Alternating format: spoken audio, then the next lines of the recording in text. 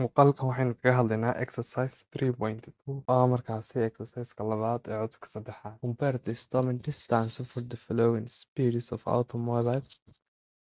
Assumes the road is dry and the coefficient of friction between the tire and the road is 0.7. Discuss the potential of the damage that could be caused by the automobile running with 8 km/h compared to that of moving with 20 km/h. Isbarbardhig markaasi fogaan istaaga ay yeelanayaan xawaarayaasha gaadiidkan adigoo ka soo qaaday markaasi jidkan ay ku socdaan gaadiidkani uu yahay mid dry ah qalalan and coefficient of friction between the tire and the road is 0.7.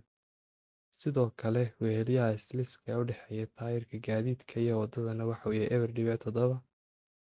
ka dood markaasi the potential damage-ka awoodda markaasi dhaawaca that could be caused ay sababi karaan the automobile gaadiidkan running with midka ku ordaya 80 km/h compared to marka la barbar dhigo that of moving midka ku socda 20 km/h. Saan u sameynay markaasi calculationka waxaan isticmaalaynaa waxay tahay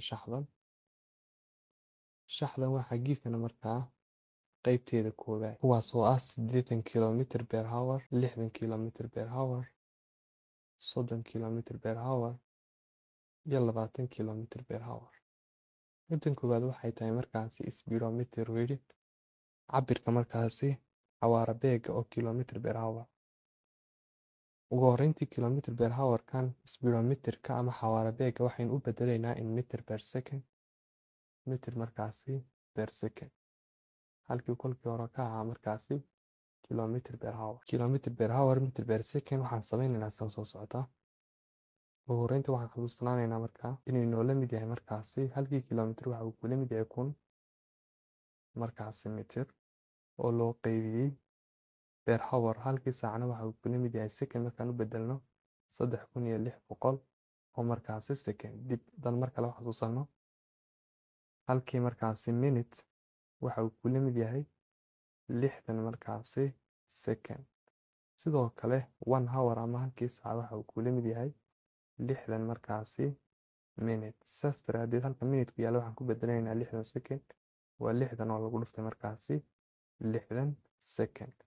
saas daraadeed 1 hour waxay kula mid tahay 60 oo lagu dhuftay 60 second oo kula mid ah 3000 markaasi 600 oo markaasi second. saas daraadeed halkii hour ku yaala waxaan ku bedelaynaa 3600 oo markaasi second. 1000 mitir oo loo qaybiyo markaasi 3600 oo second waxay kula mid tahay 0. markaasi 2777 soona noqonaya mitir oo loo qaybiyo second waxa uu yahay meter per second. tan waxaan qori karnaa 0.278 markaasi meter per second. haddaba 80 km/h ayaan waxaan u bedelaynaa markaasi meter per second waa 80 kilomitir per markaasi hour waxay kula mid tahay markaa 80 oo lagu dhuftay markaasi km/h halka uu yaalo markaasi km/h waxaan ku bedelaynaa markaasi qiimihii aan haysanay km/h oo ah 0.278 markaasi meter per second. 80 oo lagu dhuftay markaasi 0.278 meter per second waxa uu yahay markaa 22.24 meter per second sida ku cad markaasi shaxdeena. sidoo kale 60 km/h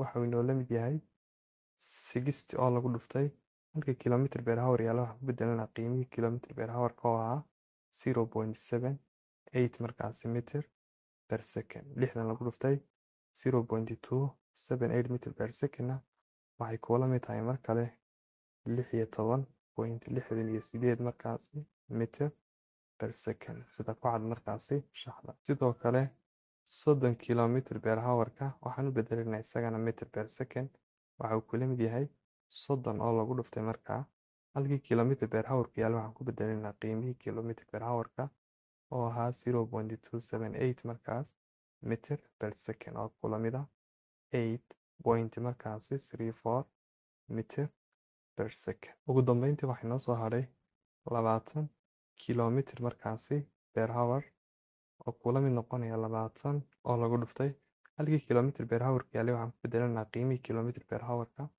oo ahaa 0.278 mitir per second oo kula mida markaa 5.56 markaas mitir per second.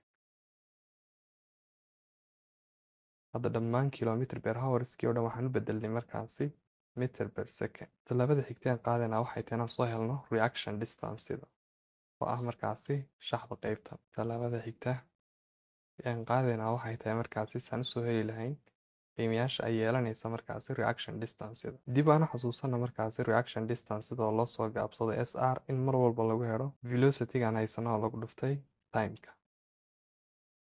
velocity-ga koowaad aan haysanaa waxa uu yahay 22.24 mitir per second. saas daraadeed reaction distance-da koowaad waxay kula mid tahay 22.24 oo lagu dhuftay markaasi qiimihii time-ka aan haysanay. time-ka waxa qiima ma haysano, saas daraadeed waa 22.24 oo lagu dhuftay t.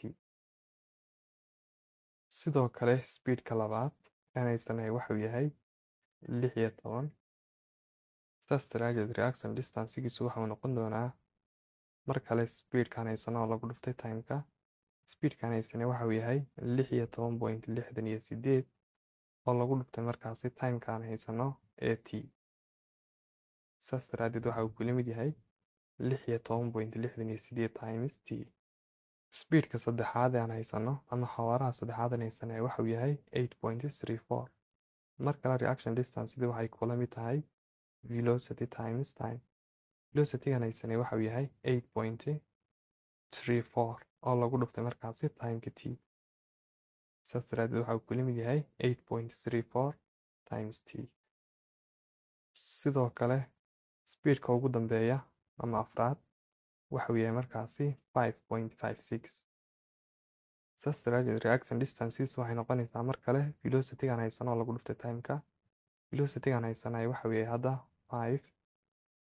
5.56 oo lagu dhuftay markaa time-kaan haysanay ee t. saas daraadeed waxa uu kula mid yahay 5.56 times markaasi t. waxay noo hadhay markaasi shaxda qaybta afraad oo ah markaasi breaking distance. breaking distance waxaan xasuusanaynaa in lagu helo markaasi qaacidadan SB waxay kula mid tahay velocity-gaan haysano lagu sameeyey markaasi square loona qaybiyo markaasi 2 oo lagu dhuftay markaasi micro ama mio oo u taagan markaasi coefficient of friction-ka oo lagu dhuftay markaasi gravity-ga. speed-ka koowaad waxa uu yahay 22.24. saas daraadeed breaking distance waxay noqonaysaa 22.24 oo lagu sameeyey markaasi square loona qaybiyey 2 oo lagu dhuftay coefficient of friction-kaan haysanay waxa uu ahaa markaasi 0.7 oo lagu dhuftay markaasi gravity-guna mar walba waxa uu yahay 10. 22.24 markaan ku sameyna markaasi square waxay tahay 496 point markaa 6176 oo loo qaybiyey 2 lagu dhuftay 0.7 waa 1.4 oo lagu dhuftay 10 14. markaas ku qaybina waxay noqonaysaa markaa 33.33. mar kale waxaan tegaynaa markaasi xawaaraha labaad oo ah markaasi 16.68 mitir per second. waxaan raadinaynaa breaking distance-giisa. breaking distance-ka mar walba waxaa lagu helayaa velocity-gaan haysano la square oo loo qaybiyey 2 oo lagu dhuftay markaasi coefficient of friction-ka oo lagu dhuftay gravity. tan waxay kula mid tahay speed-kaan haysanay waxa uu yahay hadda 16.68 oo lagu sameeyey markaasi square loona qaybiyey 2 oo lagu dhuftay markaas coefficient of friction-ka booskiisa waxaan ku bedelaynaa 0.7 oo lagu dhuftay gravity-guna mar walba waa 10. 16.68 markaan ku sameyno markaasi square waxay tahay 270 iyo markaasi 8 point markaa 270 2,224 oo loo qaybiyey 14 tan oo inoo la mida markaa 19.87 mitir. kaas ayuu ahaa. waxaa inoo soo hadhay waxa uu yahay markaas xawaaraha saddexaad. waxaa inoo soo hadhay waxa uu yahay xawaaraha saddexaad oo ah 8.34. mar kale waxaan raadinaynaa kana braking distancegiis oo mar walba lagu helayo xawaarahan haysano la isku weeyay loona qaybiyey 2 oo lagu dhiftay coefficient of frictionka oo lagu dhiftay gravityga. mid kale inoo lamida speedkan haysanay hadda waxa uu yahay 8.34. waan ku samaynay markaasi square loona qaybiyey 10 iyo markaasi 4 qaybtan hoose mar walba waxay soo baxaysaa 14. 8.34 markaan laba jeer isku dhufano 8.34 oo lagu dhifto mar kale 8.34 waxa uu yahay 60 iyo markaasi 9.556 oo loo qaybiyey 14. middan oo inoo la mida markaa 5 mitir. braking distance sida mar kale waxaan ku helaynaa xawaarahan haysano la isku weeyay loona qaybiyey 2 lagu dhiftay coefficient of frictionka oo lagu dhiftay gravityga. middan oo inoo la mida xawaarahan haysano hadda waxa uu yahay xawaaraha ugu dambeeya 5.56. saas daraadeed 5.56 waxaan ku samayn doonaa markaasi square kadib waxaan u qaybinaynaa markaa 2 oo lagu dhiftay coefficient of frictionka markaa waxa uu yahay 0.7 oo lagu dhiftay gravityga mar walba ah 10 meter per second square. 5.56 oo lagu dhiftay 5.56 waa 30.9136 oo loo qaybiyey markaa 14 oo ku lamid ah 2.2 mitir oo ah markaasi braking distance sida ugu dambeysa. hadda waxaynu xalinaynaa markaasi shaxdeena qeybta ugu dambeysa oo ah markaasi stopping distance. aan xusuusnaana markaasi stopping distance oo loo soo gaabsado markaasi s stopping inay kula mid ahayd markaas braking distance oo lagu daray markaasi reaction distance. aan ka bilowna markaasi speedka koowaad ama xawaaraha koowaad oo ah markaas 80 km/h. markaynu u bedelno meter per second wuxuu noqday 22.24 mitir per second. markaan reaction distancekiisa soo saarnayna waxau noqday 22.24 times markaasi time t. sidoo kale braking distancekiisu waxay soo baxday 33.33 markaasi mitir. waxay noo hadhay waa starting distance. starting distanceda mar walba waxaa lagu helaa braking distance oo lagu daray reaction distance. haddaba braking distancegiisu waxay tahay 33.33 mitir oo loo geeyey markaasi reaction distancegiisuna waxay tahay markaasi 22.24 markaasi t. halkaasoo qiimaha timeka hadda aynaan haysan. sidaas daraadeed starting distance sida uu yeelanayo markaas speedka ama xawaaraha 80 km/h waxay tahay 33.33 mitir oo lagu daray 22.24 markaasi mitir times markaasi time t. sidoo kale xawaaraha xiga waxa uu yahay 60 km/h. xawaarahan markaan mitir per second u bedelnay waxau noqday 16.68. reaction distancegiisu waxay noqotay 16.68 times time t. braking distancegiisuna waxay noqotay 19.87 mitir. waxay noo hadhay waa stopping distancegiisu sida ay kusoo baxayso 19.87 oo loo geeyey 16.68 markaasi mitir. stopping distance mar walba waxaa lagu helaa braking distance oo lagu daray markaasi reaction distance. haddaba braking distance speedkani waxay tahay 19.87 mitir. sidaas daraadeed halkii ay tahay braking distance waxaan ku bedelaynaa 19.87 mitir oo lagu daray markaas ama loo geeyey reaction distancegiisuna waxay tahay 16.68 times markaasi time t. sidaas daraadeed stopping distance weeraraya speedkana waxay tahay 19.87 oo lagu daray 19.87 mitir oo lagu daray 16.68 times time t. hadda qiimihii timekana ma hayno waqti xaadirkan oo kuma jira markaasi gifankeena. sidaas daraadeed aan u gudubno markaasi speedka xiga oo ah 30 km/h. speedka 30 km/h markaynu meter per second bedelnay waxau noqday 8.34 mitir per second. sidoo kale reaction distancekiisu waxay noqotay 8.34 times time t. sidoo kale braking distanceisuna waxay noqotay 5 meter, stalling distanceisa ayay noo hadhay. Braking distanceda markaasi speedkana waxay tahay 5 meter oo lagu daray markaasi reaction distanceisuna waxay tahay markaa 8 markaasi dhibic 30 markaasi 4 times t. Speedka xigay ayaa markaasi 20 km/h ayaan bilaabi doonaa hadda. Speedka 20 km/h ah markaynu bedelay meter per second waxuu noqday 5.56 meter per second. sidoo kale reaction distances waxay noqotay 5.56 times t. sidoo kale braking distances waxay noqotay 2.2 meter. haddaba starting distances waxay noqon doontaa starting distance mar walba waxaa lagu helayaa braking distance oo lagu daray reaction distance.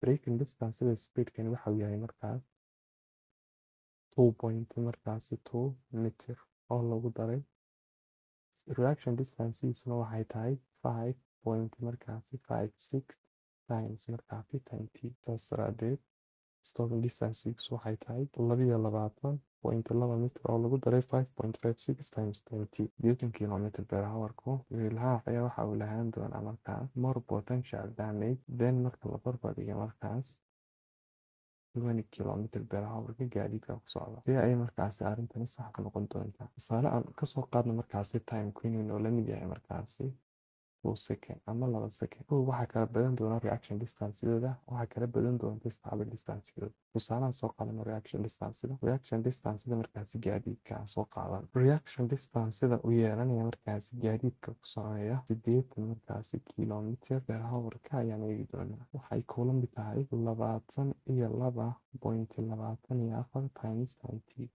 tan waxay noola mid tahay hadda 22.24 oo lagu dhiftay timeka waxaa haysanaa 2.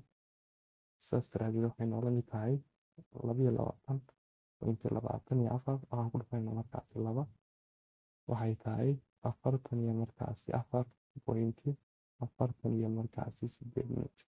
saas daraadeed gaarigan marka uu ku socdo 80 km/h waxay ku qaadanaysaa darawalkan wada gaadiidka inuu kaga falceliyo markaas khatarta uu ku wajahan yahay 44.48 mitir marka uu socdo gaadiidka.